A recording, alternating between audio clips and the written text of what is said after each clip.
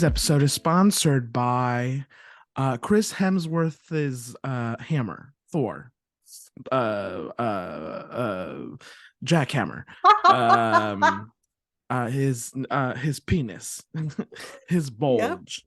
Mm-hmm. Um, I was on twitter.com the other day and I saw a video of a man lifting his legs up in exercise. Yeah. And I said, well, look at that. Here's another man, you know, showing what he's got on Don't I know it? twitter.com. Something I see often.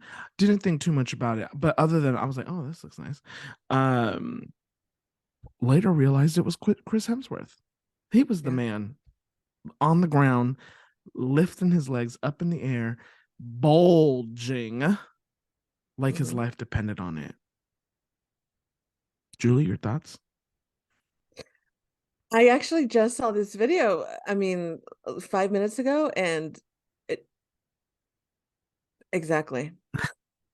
Exactly. Thank you, Chris. Thank you, Chris. Yeah. Yeah.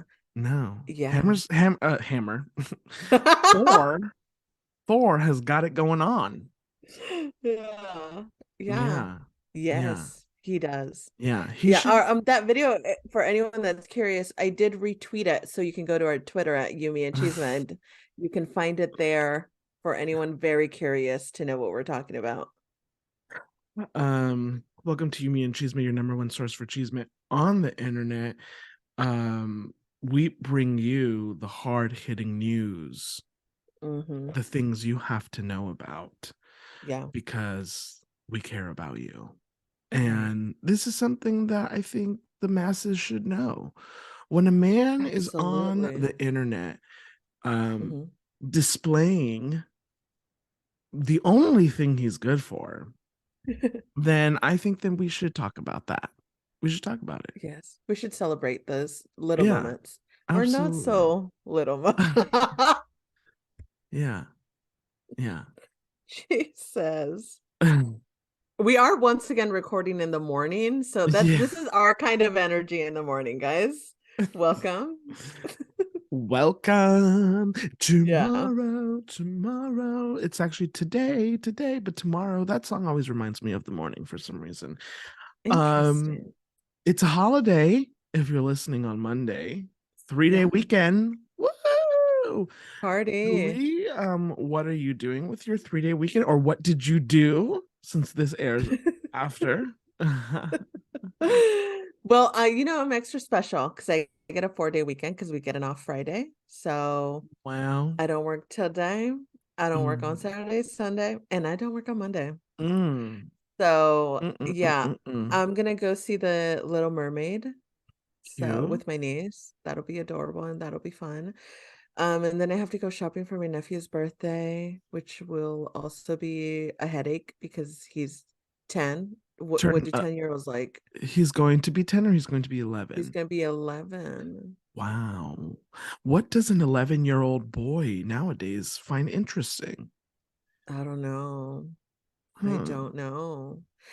I don't know. And I was talking to him yesterday and I was like, Eddie, what do you want for your birthday? And he was like, I don't know. I was like, is there a musician you like? No. Is there a TV show? No. A movie? No. Ugh. Sounds just Like, what do like you me. do with your days, you fucking loser? I'm like, Oh my God. just kidding. I love him. He's like, and then he's like, I want these tennis shoes. Oh, and They're they're what, 200? $400. Okay. 400. Yeah. I said, sir, we are on a budget. We are on a budget. Not only that, but your behavior leaves a Mm. lot to be desired. So how Mm-hmm. about we lower the budget on the presents we're asking for? Mm-hmm. So, and no child needs $400 shoes. They don't need No, them. no, no, They don't need them. They'll be no. dirty and disgusting in a week. Oh, That's and not, they're gonna no. smell horribly. Yeah, Ooh. no, no. So, Oh. he will not be getting that. So I told Mm-hmm. him, like, come up with something and have your dad text me. So I'm gonna remind my brother, like, what does Mm-hmm. Eddie want? What Because day I is have his birthday? on the May 31st, Oh wow. A Gemini. a Gemini. A Gemini. Wow. Mhm. My mother's a Gemini. Mm. She's June 9th. Um, Oh. my best friend Jaime's his mother is a Gemini. Oh, wow. Uh, A and lot of our Geminis in your life. and our beautiful, gorgeous best friend Kanisha also Wow. is her mom is also a Gemini. All the Um, mamas. yeah. And then my Wow. friend Alex is a Gemini. He just had his birthday. Mm. Um, lots of Geminis. Love that. Love that for Lots of them. Geminis. Okay, wonderful. Excellent. I Excellent. love that. Yeah. What are you doing? Okay.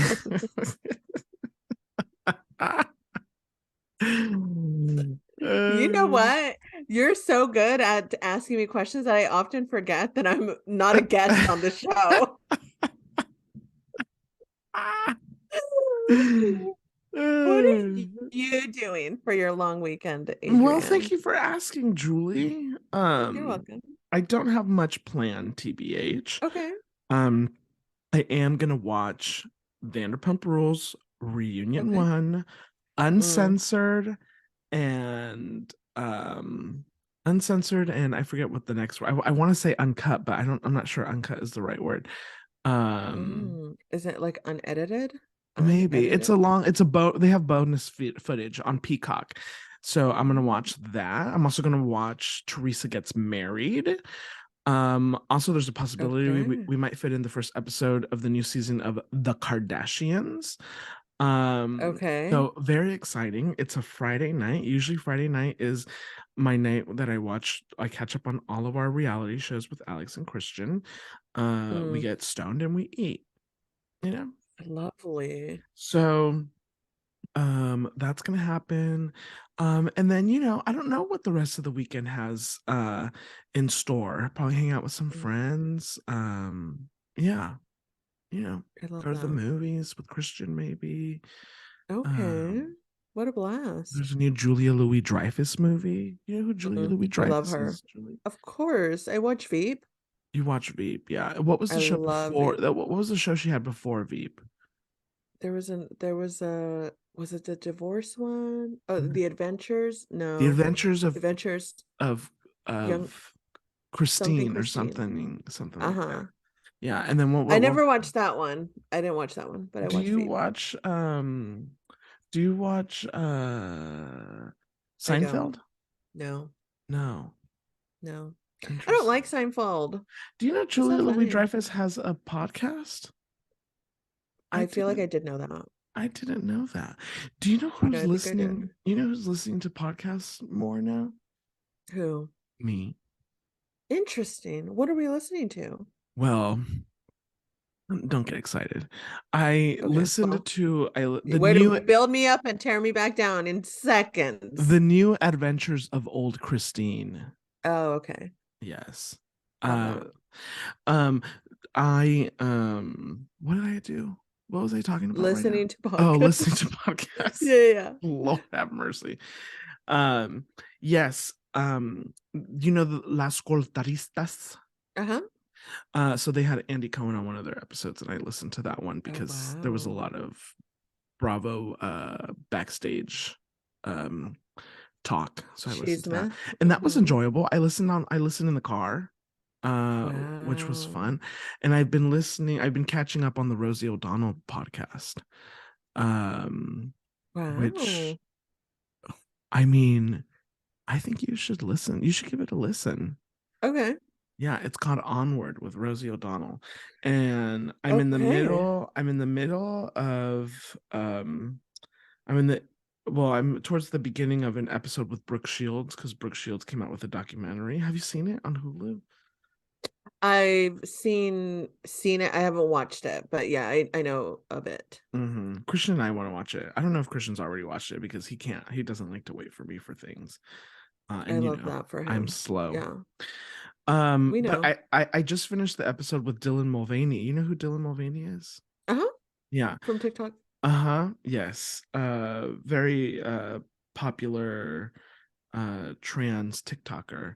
Mm-hmm. And they had quite the lovely conversation um Mm. on her pod. So Awesome. Yeah. Okay. I really struggle to venture out of the true crime podcast world. I feel like it consumes so much of my time that I don't, by the time that I leave work, I'm like, okay, well, I've listened to all my true crime. There's no time for anything else. Hmm. Speaking of Mm-hmm. true crime, Mm-hmm. I don't listen to true crime podcasts, but I Mm-hmm. enjoy reading a true crime like article, you know? Mm-hmm. And the LA Times wrote this story about the have you heard did you hear about the story about um the man from Virginia who pretended to be a 17-year-old boy came to Riverside and basically kidnapped the girl that he was talking to online and then killed Killed her her family parents. that was in the house. Mm-hmm. Okay. So we had never heard the full story. And can I indulge Mm-hmm. you for a second? Of course. Okay. So there's this man. Lives in Virginia. He's a cop in Virginia. And Mm-hmm. he basically pretends to be a 17-year-old boy that is talking to a 15-year-old girl. Mm-hmm. He drove to San Diego, where Mm-hmm. from Virginia, where his girlfriend lives. This was during Thanksgiving. After Thanksgiving, he's like, I gotta go back to work because I don't have any more PTO. Instead of driving back to Virginia, he drove to Riverside Mm-hmm. and showed up to this girl's house where her grandparents and her aunt lived. Or no, her mother, sorry. Um, and he pretended to be a detective, saying that he needs to talk about their granddaughter. And he's like, I need to go see the Green Bay Packers room. They had a room that had like Green Bay Packers memorabilia or something. And they're like, how does he know all these things? So they were like, okay, yes, like, the grandmother calls her daughter who doesn't live, her other daughter who doesn't live with them. Mm-hmm. And she is shopping somewhere and she's like, okay, well, like, figure out what he wants and like, I don't know. Um this man had parked his car at a different house in the driveway. Mm-hmm. So the lady who lived in that house called the cops, blah blah blah. Anyways, he tied up the grandparents and the aunt, or sorry, the mom of the little girl. The aunt was Mm-hmm. the one who's shopping. She like tied them up, blah blah blah blah blah. And he kidnapped the 15-year-old girl. And then when the lady where he parked where he parked the house with a car saw them, and she could Mm-hmm. tell that the girl was trying to mouth something, and she could faintly hear at the end, help me. Mm-hmm. And so obviously she called the cops. And the next thing you know, there's commotion in the neighborhood, and the house is on fire because he lit the house on fire before he Mm-hmm. left. And unfortunately, the grandparents and the mom all died. Um, and they ended up finding the man and the girl near the Nevada border in the Mojave Desert, and they had like a full on like shootout. Like he's shooting Mm-hmm. up at the airplane, he's shooting at them, blah blah blah blah. And then turns out originally the thought was that she had he had killed, or that the police had killed him in gunfire, but apparently he had killed himself with his own gun. Um, and it was crazy. It was Mm-hmm. wild. And not too far from where I one time lived in Riverside when I was in like kindergarten, where my aunt lived for a very long time. And the surviving daughter, the older daughter, the one who was shopping at the time when she got the call, she's going to sue the Virginia Police Department for allowing this Mm-hmm. man to have a job and to have access to guns, because Good. he had actually gotten his gun taken away from him, where he couldn't purchase any more guns for things that he had done in the past. Mm. And it just is crazy to know that evil people continue to get whatever they can continue to do the things that they do, even when you Mhm. have things put in place like you can't own a gun anymore, and yet they Yeah, allow him to become a cop. So yeah, I hope that woman sues Virginia for every penny yeah, that they have, yeah. because I mean basically he got his gun from being a cop. And it's a horribly tragic story. The article in LA Times is very well written. So if anybody's interested in reading it, but That is wild. yeah, Yeah, that's wild. I mean, yeah, I definitely heard about that story. I mean, it's crazy. That poor girl. Your entire family's so gone. sad. At It is so, 15, so 15. at 15. 15. Yeah, it's definitely scary. I was listening to a podcast about a news story of woman. This woman wrote a children's book with her children. Hmm. Her, along with her kids, wrote this book about grief because she had just lost her husband. And so they wrote the story about how to tell your children about grief, how to still celebrate that person. And it was like in memory of her husband. She was just arrested because she actually poisoned her husband to death. Oh my God, Yeah. Yeah. poisoned. And then she wrote a book about it and made a ton of money. Wait, okay, so she poisoned her husband, wrote a Oh, book wait, about uh-huh. poisoning her husband. No, she wrote a book about losing her husband.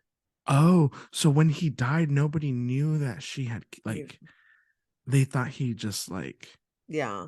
And then her brother, her, no, his bro the husband's brother, in the middle of his grief, recalled a conversation that the brothers had previously had, where the dead one had said at one point, like, I think she's poisoning me, like a throwaway comment that he didn't really think about again until in the middle of his grief. He was like, wait a minute, this is really weird that he's dead, and it's really weird the circumstances around it.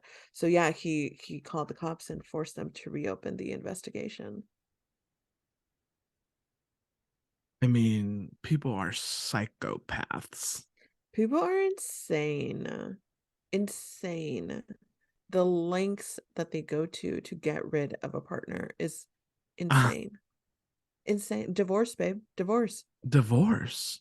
I mean, it is so crazy. Yeah, I don't get it. I don't get it. Sometimes I read some of these stories and I'm like, what makes you get to that point? What makes you get to that level of deranged to be like, this is my only way out of the situation? Do you Of course, think? there are, Sorry, go ahead. no, I was just gonna say, of course, like with everything, the world is not black and white. Like there's some cases that you listen to and you're like, yeah, this was literally their only way out. Right? We don't like to victim blame, but the world is not black and white. So there are situations in true crime cases where people are put between a rock and a hard place. But for the most part, a lot of people just want out of a marriage. Right. Do you think I wonder like is somebody who's that crazy? I mean, obviously see here's the thing, he could sense something because he had made the comment before, you know? Well, there was another case of a woman who died from poisoning. Uh-huh. Listen to this story. Hmm. The couple was married. Okay. She starts like weird symptoms. She has to go to the doctor, in and out of the doctor. Like the doctors are like, we don't know what's going on with you, lady. This and there's text, they had released the text messages between the husband and the wife where she's Hmm. like, I don't feel good. And he's like, oh my God, I'm so sorry. I love you so much. Thinking about you. Can't wait for you to get home. Like the doctors are gonna figure this out, blah blah blah blah. Turns out in the middle of the text messages, you find out he's actually poisoned her before. And Oh she my stayed with God. them. Oh my She stayed God. with them. And she knew because at some point he's like, I hope that you know that this has nothing to do with me and blah blah. And she's like, I know, I love you. Blah. Yeah, he poisoned her again. And she died. If you ever try to poison me, Yeah. oh, My God. Then Just just break know. up with me. How about you break up with me? Yeah. Yeah. Yeah. It's crazy. I mean, yeah, I think about, children too, like children that kill their parents. Mm-hmm. I'm like, what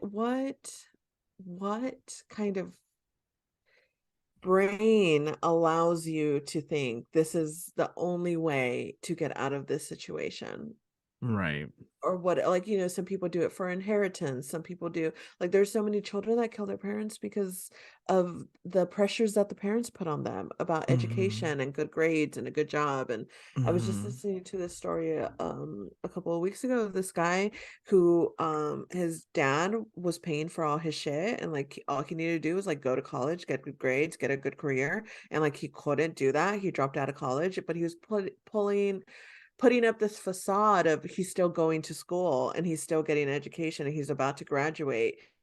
And his dad, I think, saw there was like something wasn't adding up. So his dad Mm-hmm. called the school, pretended to be the son so he could get information. And then the school was like, yeah, you're not registered. You haven't been registered in this school for like ever.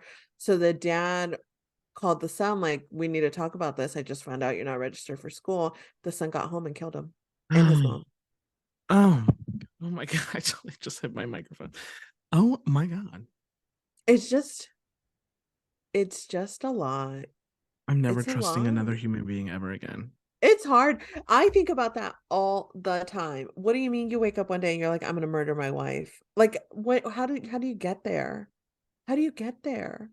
I don't know. I feel like that's the reason why I listen to so much true crime. Like I'm trying Mm-hmm. to like find like what is the pattern here? What are Mm-hmm. we like what do these people go through to get to this part of their life, and how do I avoid that in my life where I don't accidentally marry someone for 30 years and then one day they're like, I want you dead now, Mm-hmm. actually." Mm-hmm. It's just excruciating, and the fucking problem here is that there is no pattern and there is no way that it happens, and human beings are complicated, and we don't know what's going to trigger one person as opposed to what's going to trigger another one, and it's all a mess. But you know what I think you should do? Tell me. Trust your gut instinct. Because that man knew that he was getting poisoned. And guess what? He was. Yeah. So if you Yeah. feel like something is off, trust it. Yeah. Ariana, she said, I need to go through Tom Sandoval's phone. Yeah, And she did. And guess what? She found out that he was cheating on her. Trust your instinct, trust your gut. that is true. Not to say, guys, if someone pulls the wool over your eyes, you're not a fucking idiot, because sometimes people are Right. very good at it. Of But course. also, there is that inner voice that we often hear and dismiss. And Often. you're not crazy if you think that what you're thinking is crazy. Yeah. There is these ladies are a little problematic and I don't listen to them anymore, but the podcast My Favorite Murder, um they're known for like their little sayings that they say all the time, and one of them is like fuck politeness, specifically with women, where we're kind of conditioned to like, yeah, if a creeper comes up to you, be nice to them. Just be nice to them and talk to them and maybe entertain them for a little bit so that they're not mean to you and that they're not rude to you. And sometimes you have to be like, fuck politeness. I don't want you to talk to me. You're making me feel uncomfortable. Leave me the fuck alone. And that's the Right. only way that it's going to happen, as opposed to like pushing your nice through it. Mm-hmm. Um, and then you get caught up. Not to say that you won't if you're going to be rude, but I think sometimes we gotta just go with our gut. If this person makes me feel uncomfortable, there might be a reason for that. So don't just entertain them because you're being nice. Like, I'm gonna be Right. nice. I do that all the time where I'm like, I don't want to be in the situation. And here I am smiling through while this creeper talks to me.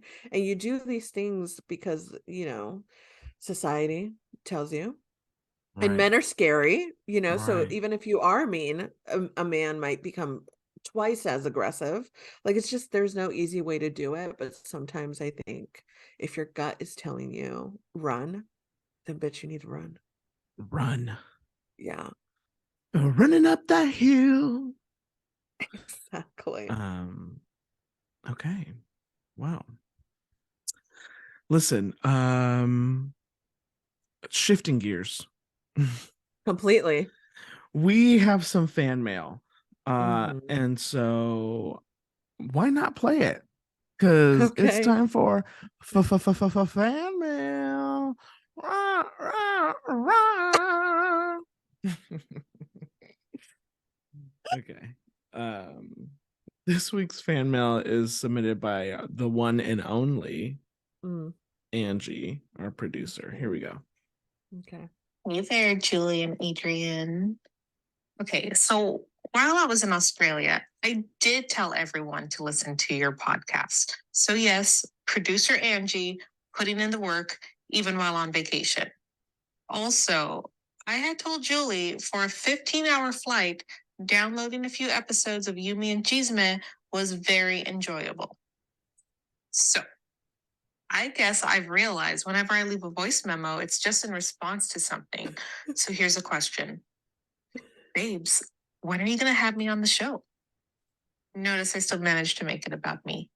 Okay, bye. Completely and utterly unhinged. Um, Mm-hmm. Angie, when are Oh. you going to show up to work? Right? Am I Yeah. right? Completely. I will say about Angie though, I've been present. She does tell everybody to listen to us. She I believe tells that. everybody to listen to us. So she does put in the work even on her time off. I appreciate that. No, Um, she doesn't have time off. She never comes into work. that's true. That is true. Angie, I appreciate you so much. Thank you for telling the masses about us. How was Australia, Angie?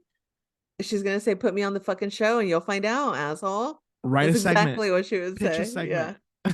Yeah. Pitch a segment, She Angie. actually has. I just haven't talked to you about it. Oh my God. So really it's Julie's fault.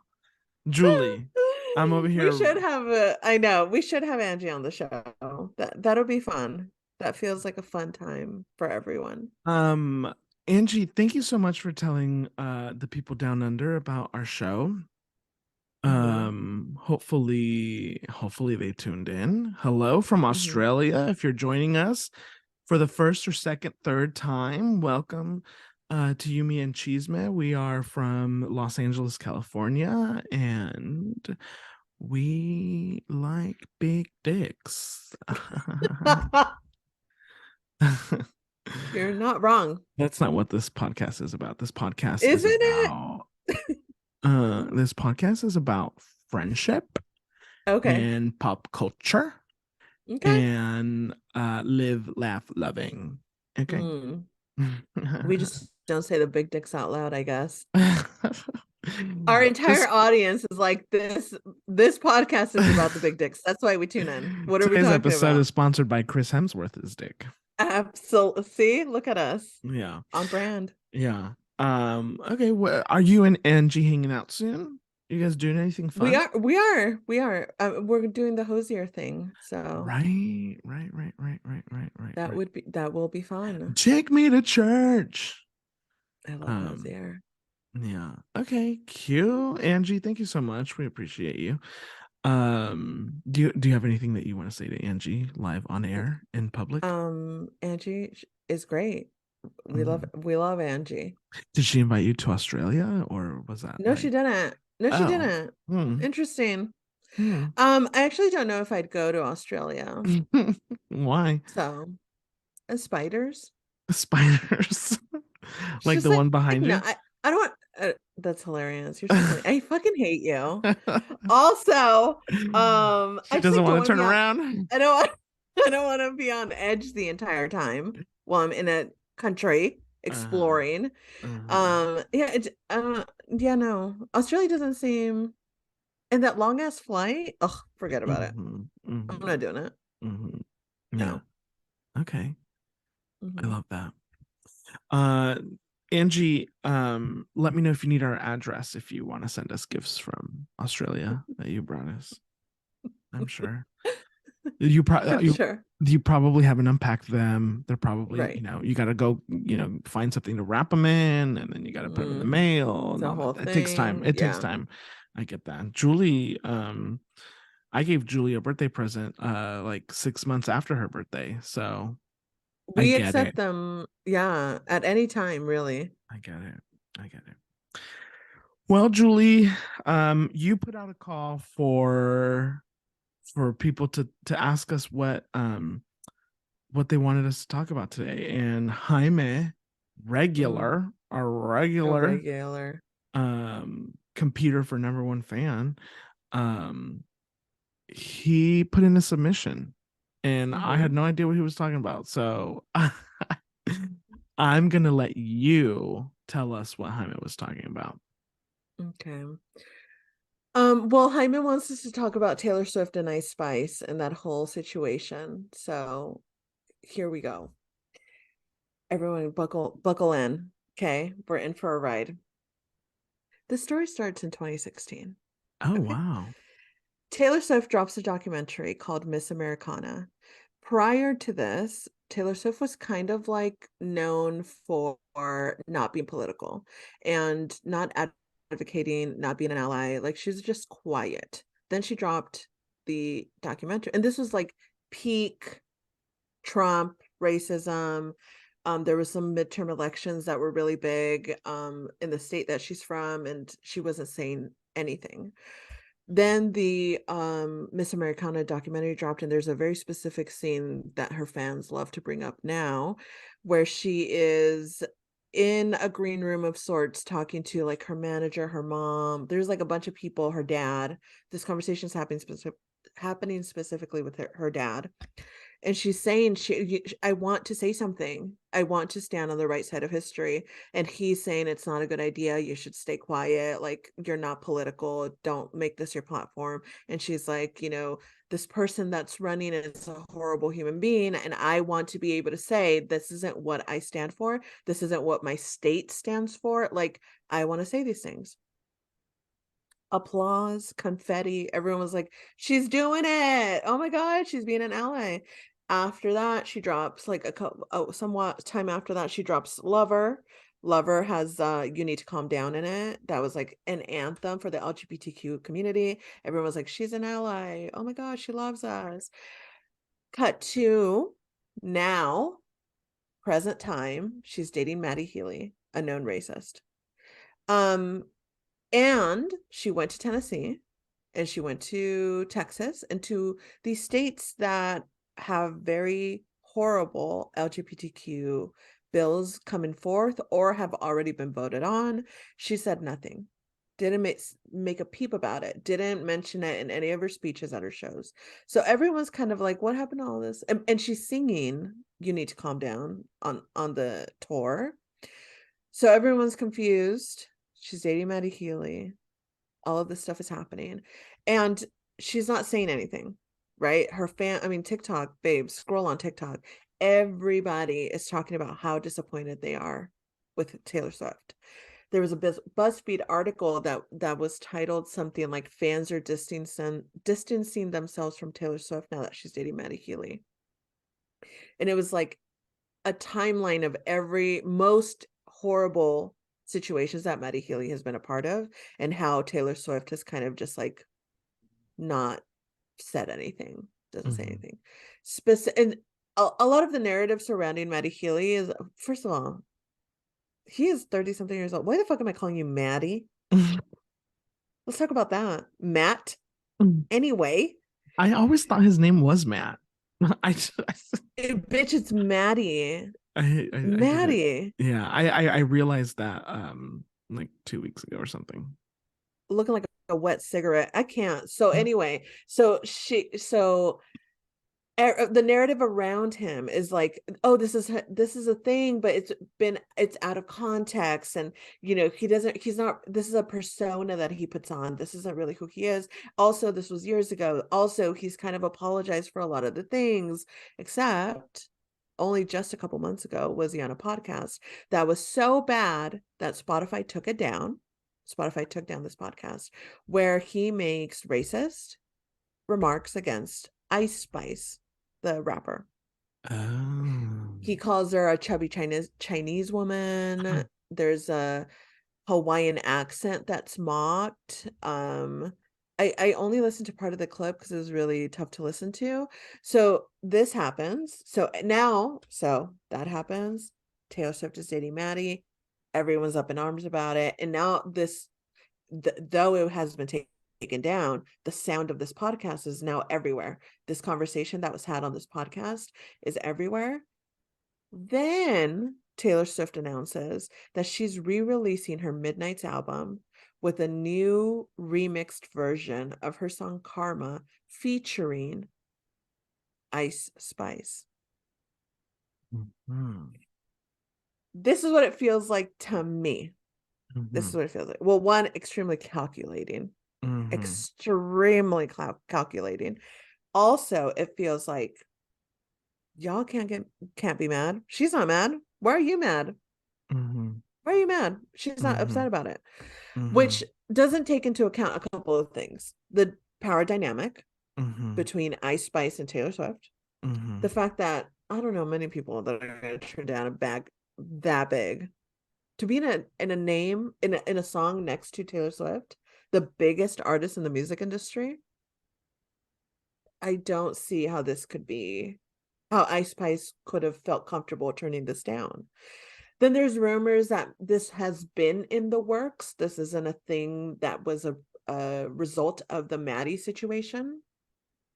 I don't know how much I believe that. Not on Spotify, but on TikTok, I heard clips of the remix. One, it sounds not great, but also it sounds like Ice Spice is just on top of Taylor's vocals. Mm-hmm. She's not even rapping really on melody, which is, I mean, rapping is, it doesn't really matter, but it doesn't feel like a connection of a song. It feels like two things that were put together and like, let's call it a day. Mm-hmm. And here's the thing, I feel like it's so crazy to me because Taylor did some insane work to get past her Reputation era and to Mm-hmm. get past this idea that she was manipulative and calculating and a horrible white feminist. And like, she did so much work to fix her image in the public eye. And Mm-hmm. she was godlike. I mean, it was a little scary at one point recently. Mm-hmm. 2,000 people outside of her stadium that don't even have Mm-hmm. tickets. That's kind of insane. That's insane. And one wet cigarette burned it all to the ground. That is so insane to me. It's insane to me, but also just a reminder that what white women at the end of the day, who they're going to look out for is white women. She doesn't care about allyship. She doesn't care about the racism. She doesn't see a problem with that. She doesn't. I don't think she cares about our little think pieces unless it starts affecting her money. If we start hearing that like people are canceling albums, maybe this re-release of Midnight's didn't do as well as all her other re-releases, which bitch, how are you gonna sell me the same thing and package it differently and call it something new? What kind of joke are we playing? I'd also like to add, Taylor Swift surpassed for 2022 Un Verano Sin Ti for the most albums sold. It was Bad Bunny's record, and now Taylor Swift has surpassed that record. Bad Bunny released one version of the album, gave it to the people once, and he had that record. Taylor Swift has given us that I don't know how many times. The remixes, the singles, like she's made you buy that album multiple times, and that's how she got her record. I mean, let's call it what it is. That's why she does it. What do y'all think? She's giving you 4 covers of the same fucking album. So you buy all 4, bitch. The fuck? Bad Bunny did it with no tricks. So it's she's a talented singer, but I'm not gonna lie, because I'm a very big advocate. I'm not a hypocrite, everyone. I'm a very big advocate of not being able to separate the art from the artist. So it's not like this is going on and I'm against racism and I'm against the misogyny and I'm like still listening to Taylor Swift. I haven't turned on Taylor Swift since this entire thing has happened. She just doesn't hit the same. I like the oblivious, because sometimes you can forget that she's a white feminist. And you're like, it's fine. I honestly, would have preferred her to just shut the fuck up. Don't say anything political. Don't be an ally. Just stay quiet. That would have been fine with me, because then you don't have to get called out for your lack of frequency and morals. So yeah, and it sucks for Ice Spice, because either way you slice it, either side of the coin is gonna have something negative to say about Ice Spice. Either she's a fucking sellout, she let Taylor Swift take advantage of her for using her as a PR move, and the song fucking sucks. And that's the other side of it. That's like, oh, I love that they did this, but the song's not good. Which is honestly the people that are supporting Taylor through all the racism. That's their general consensus of like, I saw a couple of TikToks this morning of people were like, I love that she did this for Ice Spice and did this with Ice Spice, but this song it's just not good. And who looks bad in this? Does Taylor Swift look bad if the song isn't good? Or is it's not good because you brought in an extra person into it? Right. Ooh. Now I need a cigarette. Drama. Hopefully not a wet one. Yeah. I refuse to believe that the dick is that good. No, it's not. It's not. Taylor knows it. Taylor knows that I know it. Actually, you know who I do blame? Tell me. Jack Antonoff. You know what, bitch? Let's talk about it. Let's talk about it. I agree. This, I mean, their entire circle, I mean, Jack Antonoff is a great producer, but you can always tell when it's a Jack Antonoff produced track. And we're just talking about Tay Tay. He produced a lot of the Dixie Chicks last album, and you can tell that this is a Jack Antonoff production. I mean, it's like Lin-Manuel Miranda. You have one trick. It's this. People are so enamored with the Swiftie, that they don't. I mean, I've seen so many bad takes. All, you guessed it, from white women. Every single bad take I've seen on this situation, every single one of them is coming from a white woman.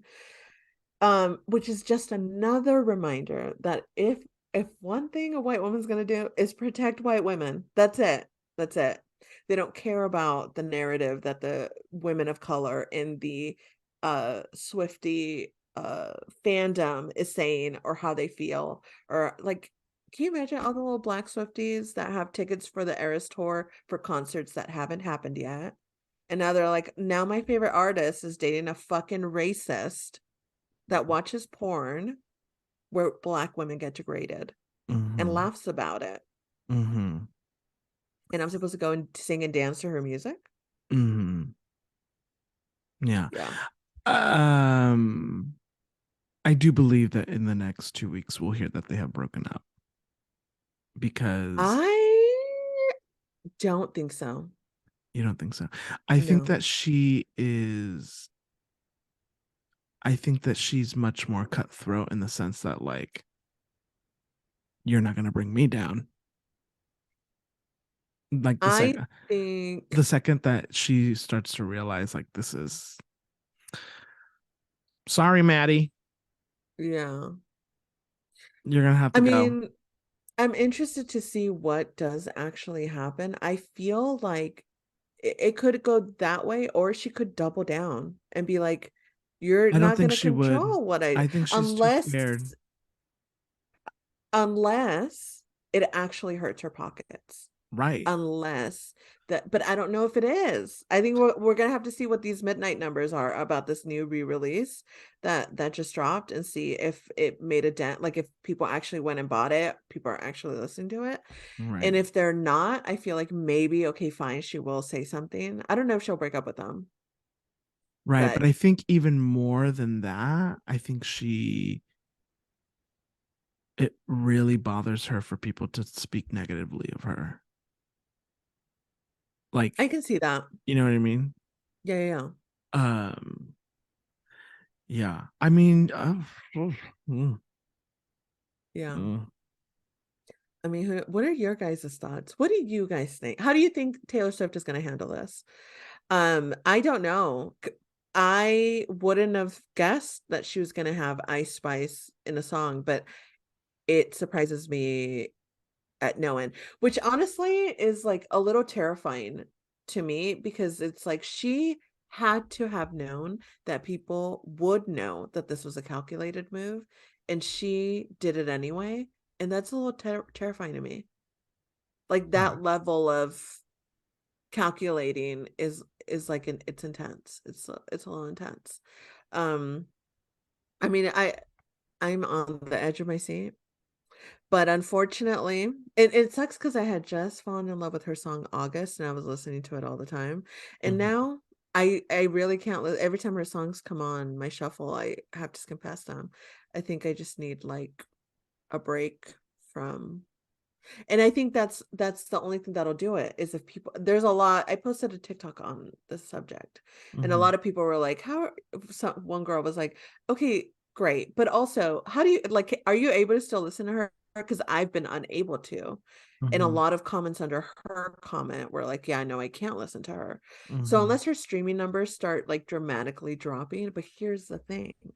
Okay, in 2016, when she did come out and she did support LGBTQ and she did stand against racism, she lost a lot of those little conservative Swifties, right? Mhm. But it was fine because she gained a bunch of the liberal ones. But Mhm. now, dating erase those and maybe being Mhm. complicit to the racism, maybe she's going to gain all those low conservatives right back. So maybe the streaming numbers aren't going to be that affected by the situation. I mean, we're going to have to wait and see. Yeah, I can see that, but I think the amount of people who might think like that, I don't think would make that much of a dent. Yeah. I still think that I think what really will push her over is like what the court of public opinion has to say, because that is much easier to consume or to see, to consume, to listen Yeah. to read. Not a lot of people are paying attention to like the streaming numbers, right? So it's like Right. she obviously will know, the label will know, whatever, but like Right.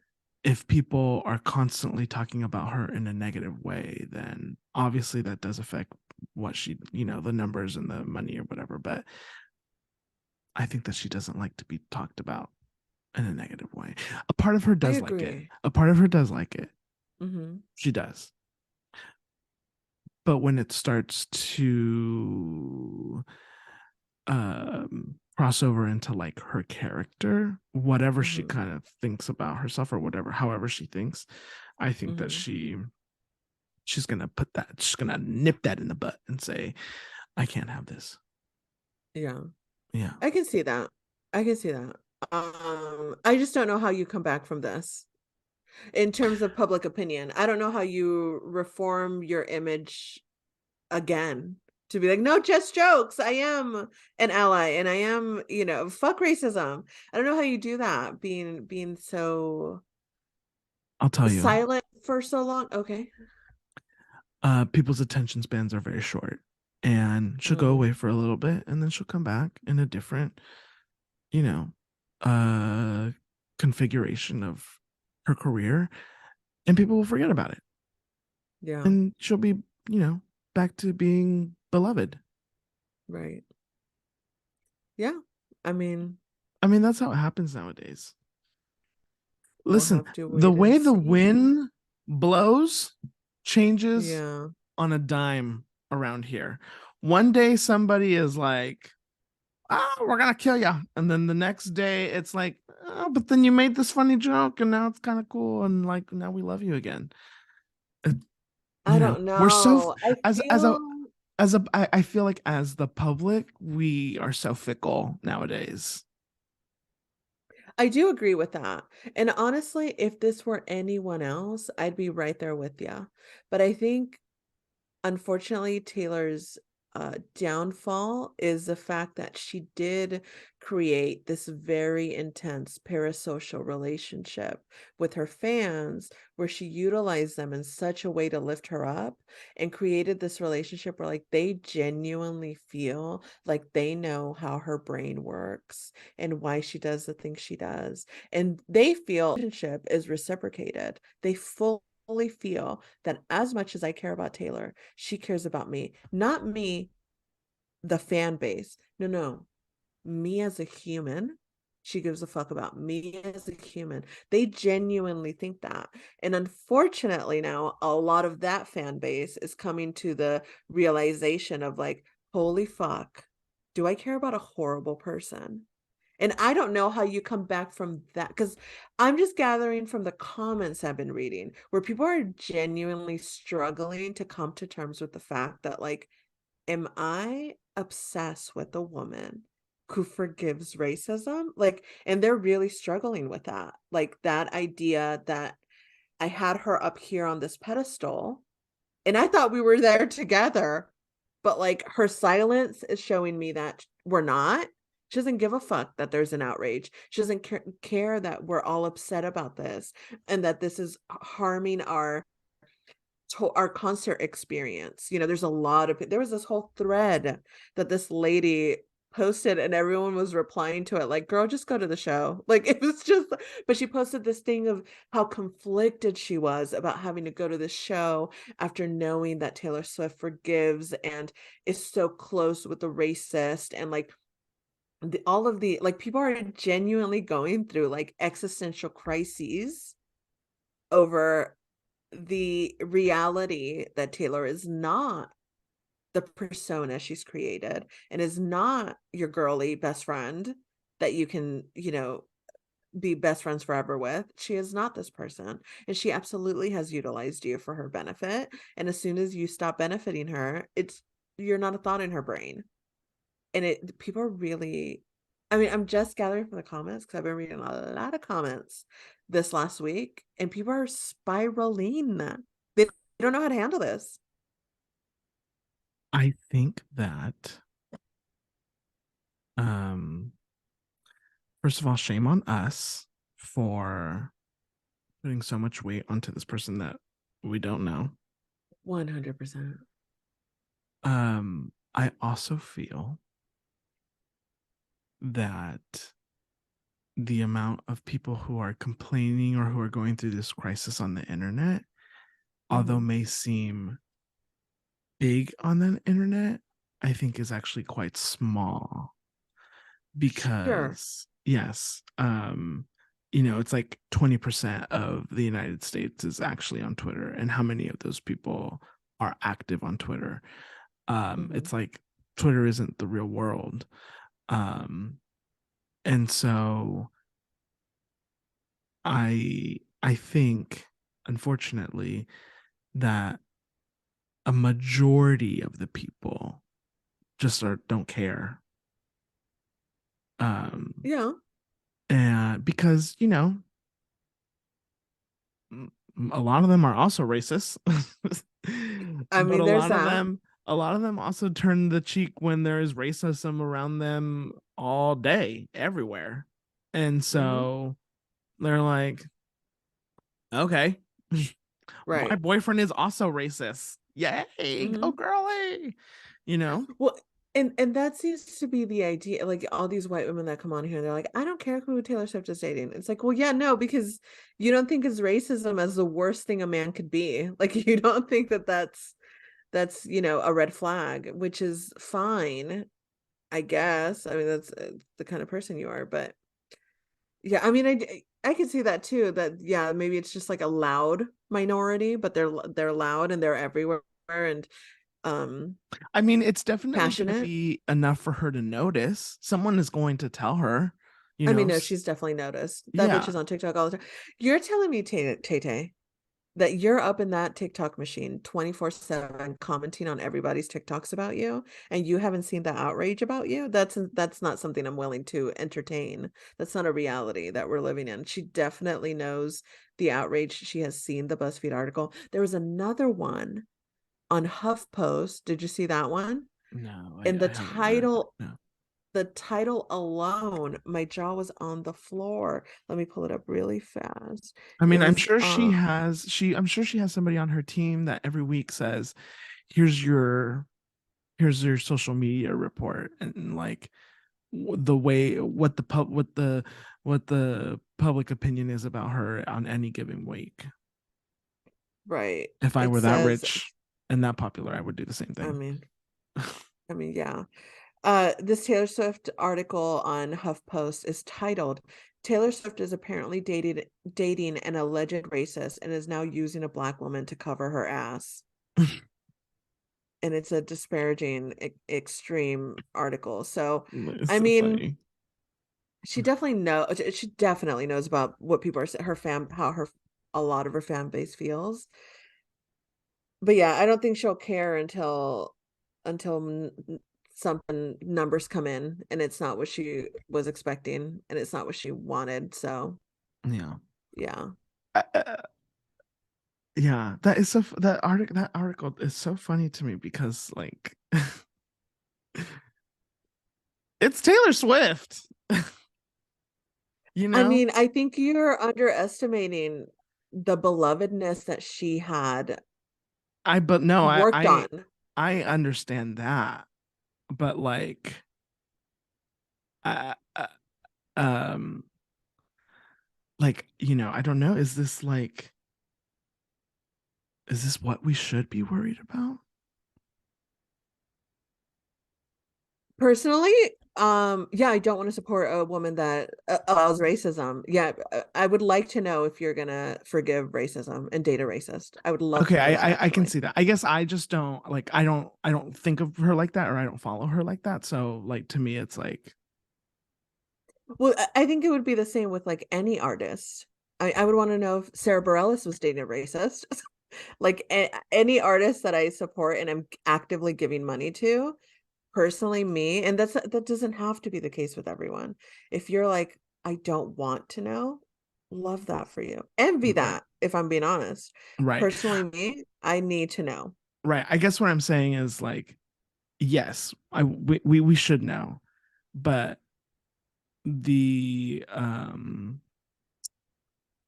sometimes like they're not ever that bold with everybody, like they don't make that article about Sure. every, politician or every other who owns Huffington Post. Write that article about that Right. person. Yeah. But yes, no, yeah, we should know. Um, yeah, I mean, I mean, it's a lot. It's a lot. It's a lot. It's intense. It's not fun for people that did listen to her. I mean, it's not a great time it's not a great time for us right now. Okay. And especially because I've gone back and forth with Tay Tay so many times. And she'll always find a way to be a white woman at the end of the day. So that's just right. a thing you have to remember. It's just honestly the most unfortunate thing out of this whole thing is that she really did spend years rehabilitating her image. And it's all in the shitter now. I mean, not all in the shitter, but there's some chipped pieces on that rehabilitated image. I mean, I never took her Pride Parade seriously. Yeah, a lot of people I did mean, though. she was parading Todrick Hall around like he was some kind of puppet. And I mean, Yeah, you know, that alone showed me everything I needed to know. Because first of all, yeah, Todrick Hall is not the person that you go around becoming right. besties with. And guess what?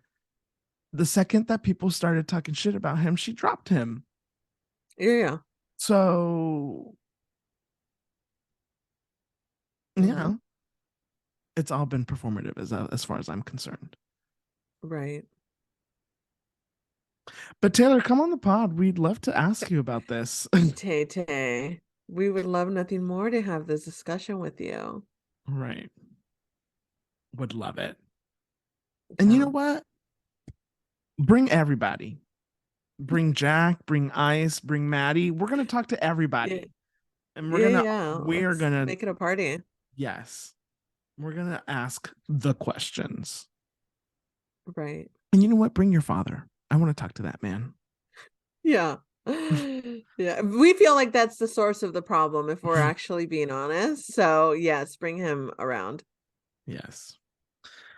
Okay. Well, Jaime, thank you so much for wondering what we thought about this. Right. So sweet. And also, yay for Jaime knowing something about the pop culture world that, I'm so happy for you, Yeah. Jaime. Good for Okay. him. All right. Well, listen, from one pop culture phenomenon to some more pop culture phenomenons, it's Mm, time for the pop culture pop up. That was really good. Now, I don't know if you that was guys will beautiful. be able to hear those. Could you hear those really clearly, Julie? I could hear them. For some reason, they don't translate onto the recording, and I don't know why. I don't know if it's a Zoom thing. I don't know. Anyways, those were really good. First up on the pop culture pop up, breaking news: Kelly Clarkson. She's writing something for Broadway, and Mm-hmm. Julie literally peed her pants when she read this. Yeah, I Um, did. what do you have to say about it, Julie? There was a gasp. I had a feeling that when they announced the Kelly Clarkson show was moving to New York, that this bitch was working on something on Broadway. Because I've been tweeting it at her every single day. No, I've been but I did tweet at her that I thought she should do Waitress, but she didn't, and then Waitress went off Broadway. But I think Taylor, that bitch in my brain till the end of time. I think Kelly would be phenomenal on Broadway. I don't know about the acting. Okay. In defense of From Justin to Kelly, she was young. Dude, I love that movie though when I was younger. I'm not gonna lie to you. I love that shit. I ate that shit up. Mm-hmm. Um, but I feel like she could do it. Sometimes I feel like Kelly's like a little too like excitable, too finicky, too like too a lot. Me and her were the same. Where it's like I struggle to contain that, so I'm like, I wonder how she would Mm-hmm. contain it. But she did a guest spot on The Rookie. She had like 3 lines. She did really good in it though. So who's to say? She does say she's writing something for Broadway, so who knows if she'll be the one actually performing it or if she'll just do the music for it. Either way, more Kelly. I'm so obsessed with that idea. So Mm-hmm. yes, love that. Okay. Maybe, Okay. maybe you and Dee can go to the premiere and you could be our special correspondents and tell us all Kelly, about it. Kelly, send us an invite. Um, you know what she should do? She should do a musical about her winning American Idol. I would watch that. I would watch that too. That I would be would watch fun. that too. Yeah, Yeah. that would be really cute. Um, are you where do we know anything else about why she would move to New York? I don't. That's why I think it's specifically for Broadway. I did hear that the taxes are better in New York in term for Okay, productions. I was gonna say unless it has to do with money. Yeah. I mean, but also not a bad move. Like Yeah. you're going to 30 Rock as opposed to a sound stage at Universal. I mean, Yeah. yeah, that sounds Yeah. better. But Kelly Clarkson doesn't give me New York vibes. I didn't know that she was a fan of like, maybe she isn't, I don't know. But like, She doesn't give me New York. She's like a farm girl. Yeah, she doesn't give me right, New York vibes either. right, right. Maybe it's a little challenge she wants to put Do herself you through. do her kids live in LA with her? They must, right? Yes. They don't live in the farm full time. No. No. Yeah. All right. Kelly, come on the pod. We know you have an album Come to on the promote. pod. Yeah. Kelly, tell your PR people to reply to me, please. Thank you. Tagging Kelly Clarkson. Mm-hmm. Next up on the pop culture pop up, The Idol, starring uh The Weeknd and Lily Rose Lily Depp. Rose Depp. Mm-hmm. Uh-huh. premiered at Cannes, the Cannes Film Festival, and it got a standing ovation. But like at this point, who doesn't get a standing ovation at Cannes? It was a 5-minute standing ovation. Let me be clear about this. It was a 5-minute standing ovation, and they may as well have just walked out right after. That's nothing at Cannes. That's not anything to cry home about. Even though the bitch did cry. Bitch, it wasn't. It's written Sam. and created by Sam Levinson, who does Euphoria. And then he got emotional at the mic, and like then the Yeah. Weeknd was crying too, and I'm like, what did these Okay. people go through? Yeah. Julie, what is the word on the street? It has a 5% Rotten Tomato score. 5%? It has a 5%. I'm gonna read you this little Is this tweet. based just off of what was shown at Cannes? Is that the only place that it's been shown? Like, yes. okay. I think maybe people are starting to get screeners for it, because I am seeing a lot more reviews, and I can't really gather if these are people that went to Cannes or what. Got So it. And they I'm may be assuming getting it's taking the Succession spot.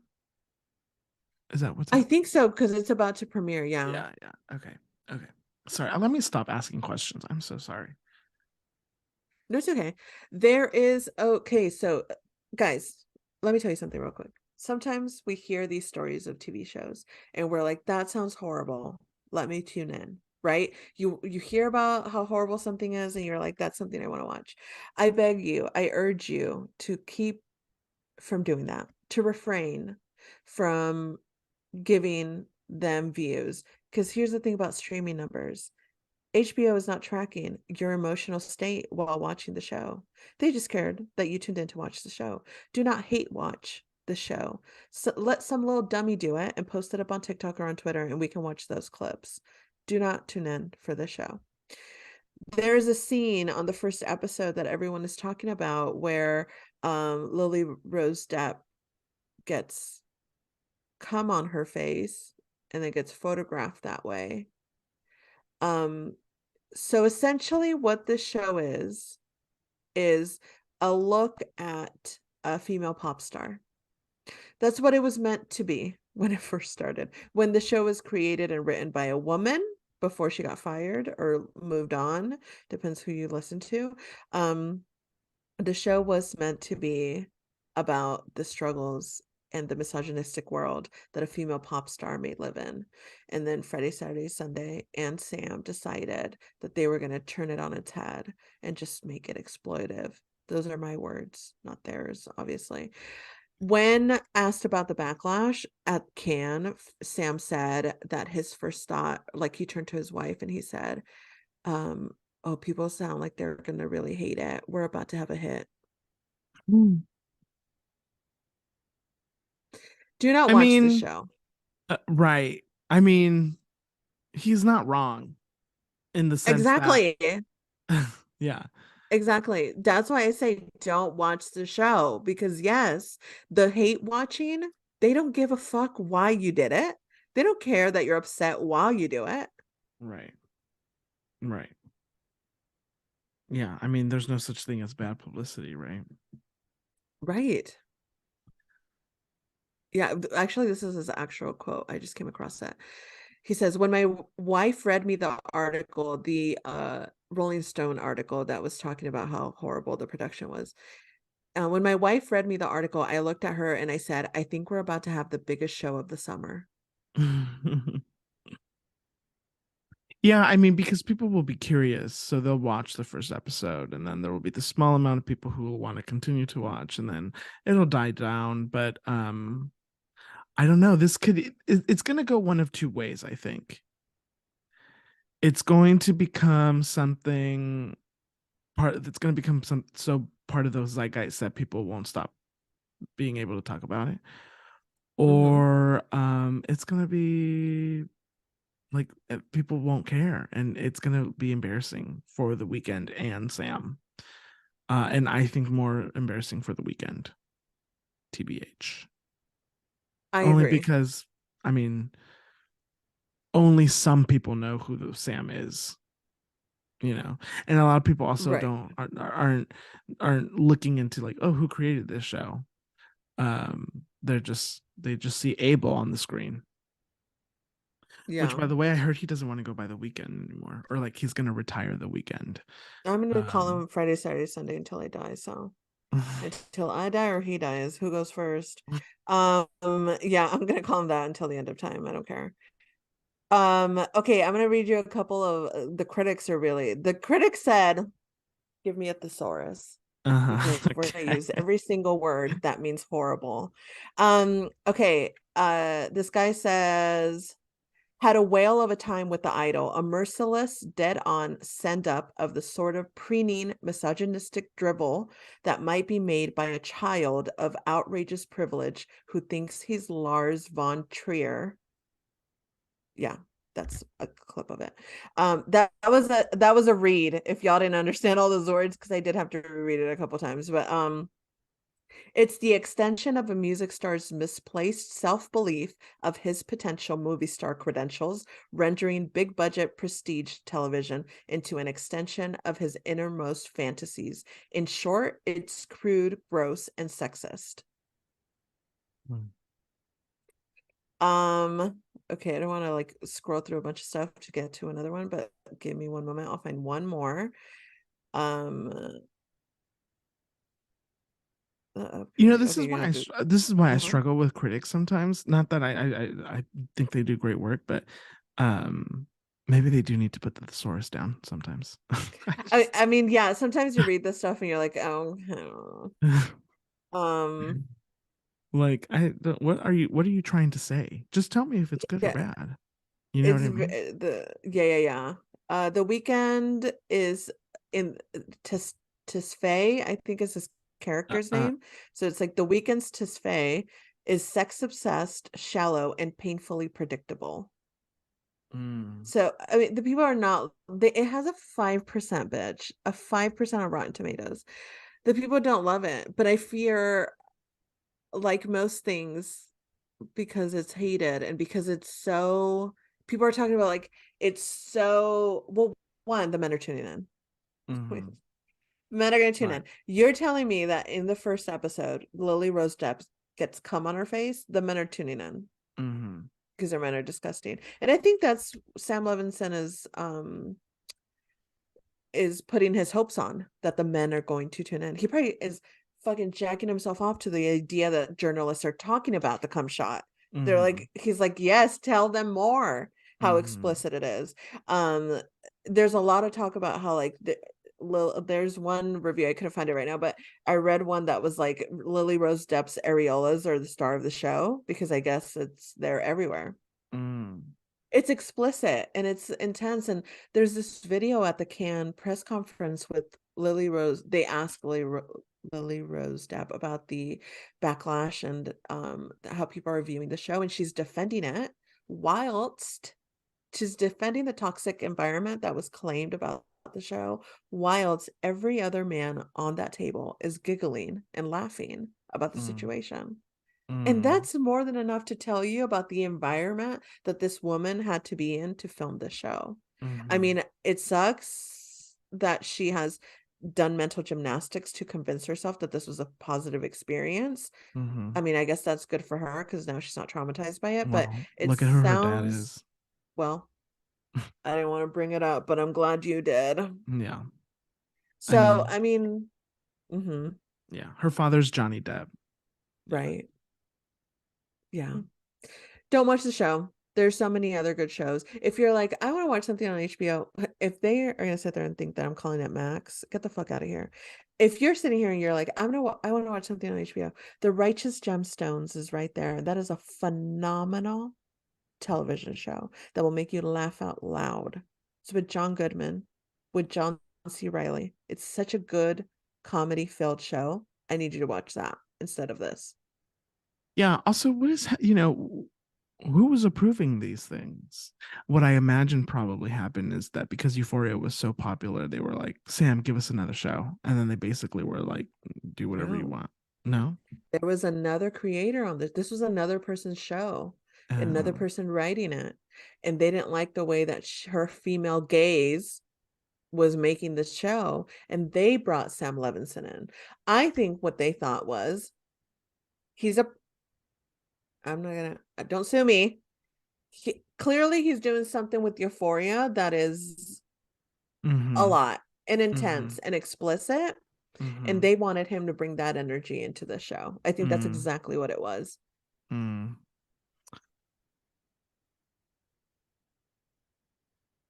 Yeah. Anyways, next up on the, or finally on the pop culture pop up, Mm. um, I hate. Okay. I hate Twitter. Yeah. I had the tweet up that I was gonna read, and now it took me back to the Oh, I homepage. refreshed. Oh Yeah. my god. It Okay. does do Well, that. anyways, long story short, Joe Mhm. Jonas was crying because Nick Jonas got a job at The Voice and he didn't. Wah wah wah. Grow Like up. Succession for Jonas Brothers. um, I mean, are you what? Okay, Joe. How about you come over here Mhm. and put your cock in my mouth? Oh my god. You feel bad that you didn't get The Voice. Um, Uh, yeah, I don't know. that's all. Um, I here's the thing. I don't think either one. I think you can interchange them and you would have gotten the same result if we're being honest. If we're being honest, that's what I think would have happened. I mean, honestly, they actually probably should have gone with Joe anyways because he seems to be a little bit funnier and have a little bit more of a personality. I can see that. I can see that. You know, though, Oh, I watched I The Voice forget that with Nick. you. Yeah, I forget you uh watch it. Yeah, I mean, they don't play it on Hulu anymore, so I can't watch it. But they probably paid it on they Peacock. I know I'm not gonna get Peacock. Oh my What, god. what Okay, kind of mess are we playing? I'll make you a I profile. was Oh my god, I love that for me because I really missed The Voice this past season. Okay, I was but like, only oh, you're gonna have to remind me though. I shall, I shall. Okay.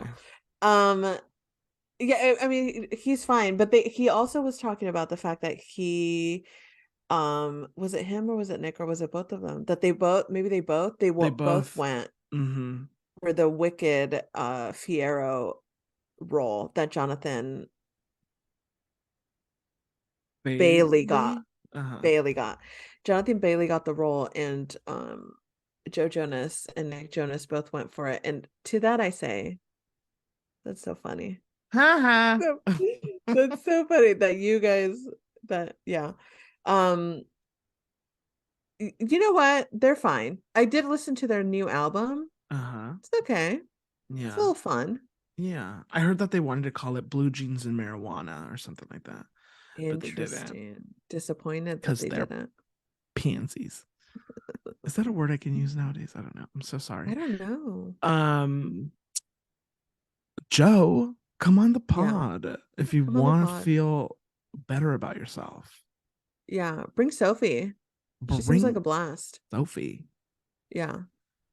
Okay. Um, Nick, you can keep Priyanka at home.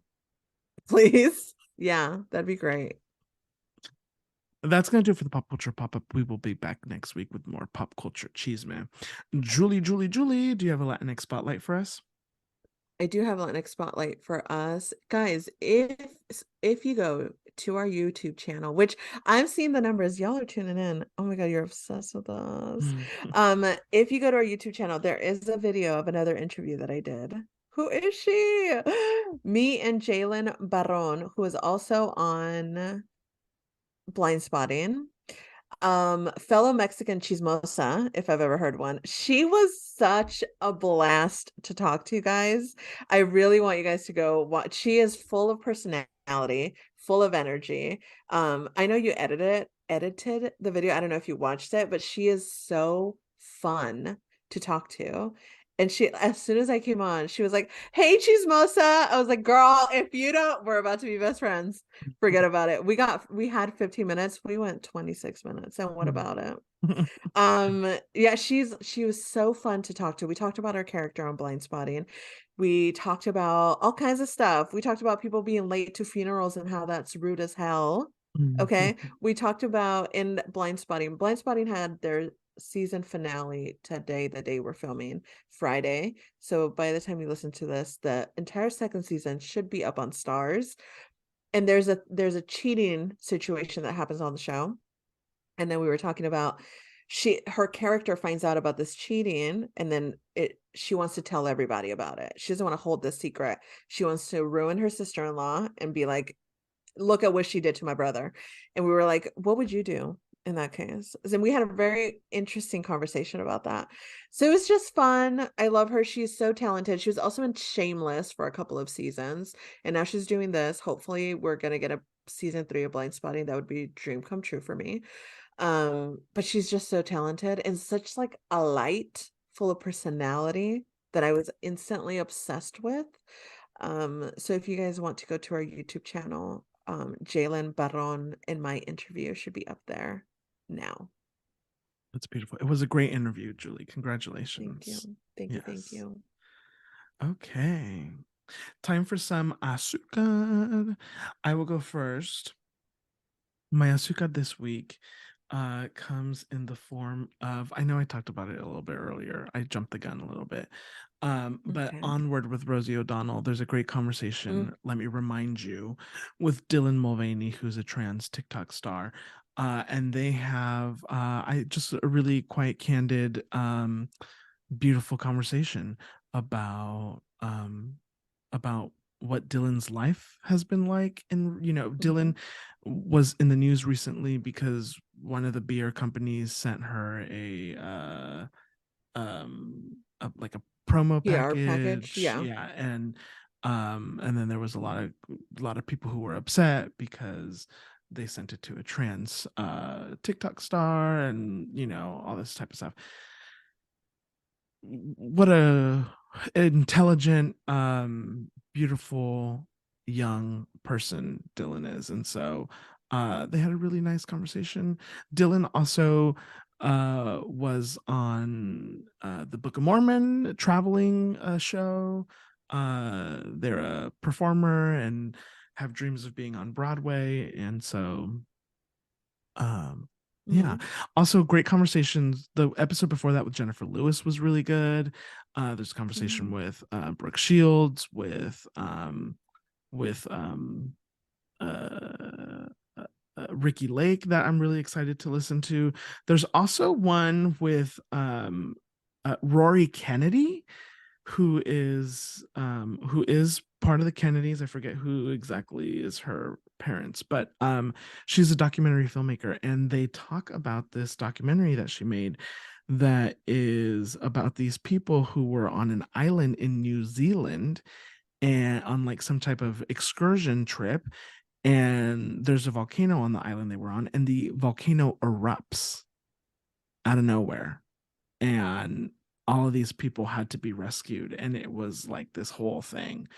And it happened in 2019, I think, right as like COVID was starting to get in the news, so we didn't hear too much about it, but like these people lived through a active volcano situation, which, oh my god, you would think like, that doesn't happen nowadays. It absolutely certainly did, and these people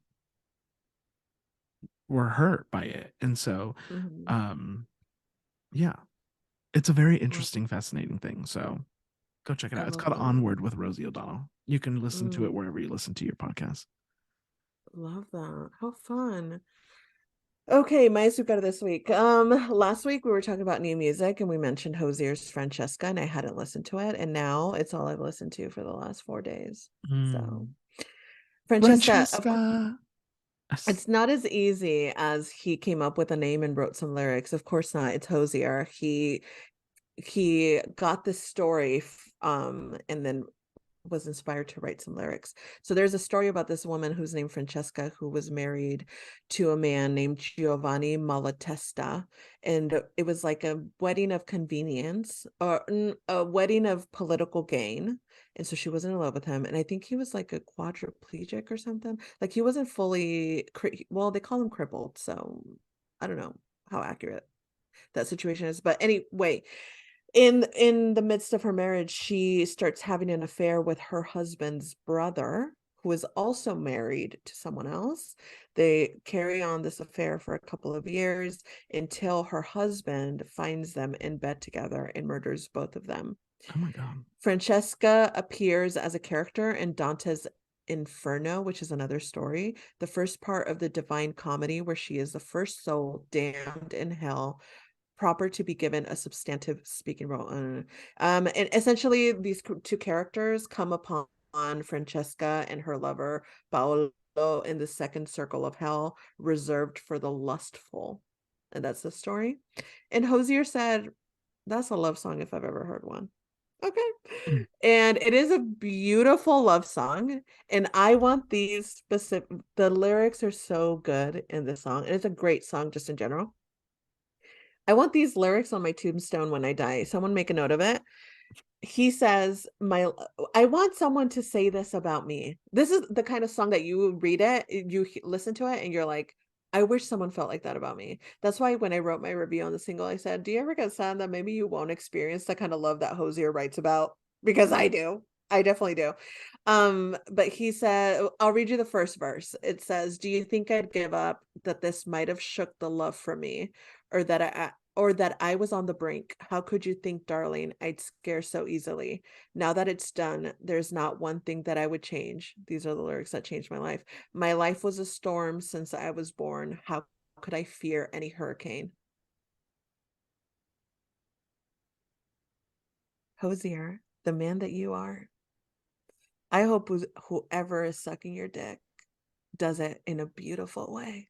I hope you come every single night. Oh my God. I hope your sex life makes you see stars. I hope you have nothing but happiness in your life, and orgasms and good food in your life for the rest of time. It's just so, and if that's not working out for you, then you could reach out to me. My DMs are open and I can make that happen for you immediately. It's a great, beautiful love song, very passionate. His vocals are so good in this, not surprising. And there's a very wonderful performance. If you go to yumiandchisme.com, you will see the article titled "Changing My Name to Francesca" immediately, because that's how I felt as soon as I read the lyrics to the song. But there's a performance on that article. I included it at the end, of him performing this song live, and it's a phenomenal performance. So Hosier, Francesca, listen to it, come back here and tell me that you loved it. Thank you. Excellent. Well, thank you, Julie. Okay. Well, that is going to do it for us. Look at us.